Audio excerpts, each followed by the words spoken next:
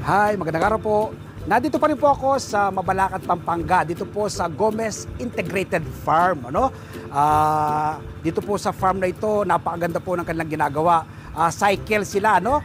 Marami silang alagang hayop, tapos marami silang mga tanim. At ang pagkain ng kanilang mga hayop, tulad ng baka, ay kinukuha lang po nila sa farm.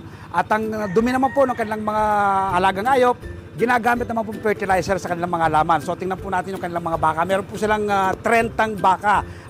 Meron silang patiner at meron silang mga inahin. So yan po yung kanilang mga alagang baka, no?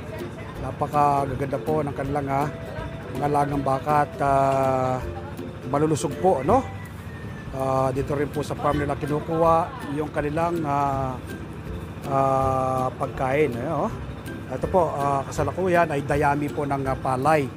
Yung kanila pong kinakain ng kanilang mga baka. Yan, ganda po nila.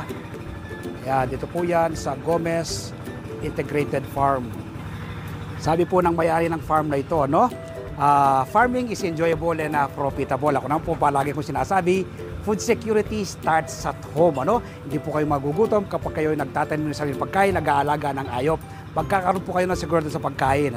At lagi ko po sinasabi, bakit ka pa bibili?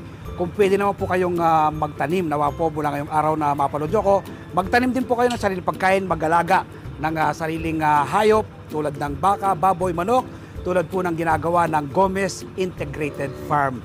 Happy farming po and God bless!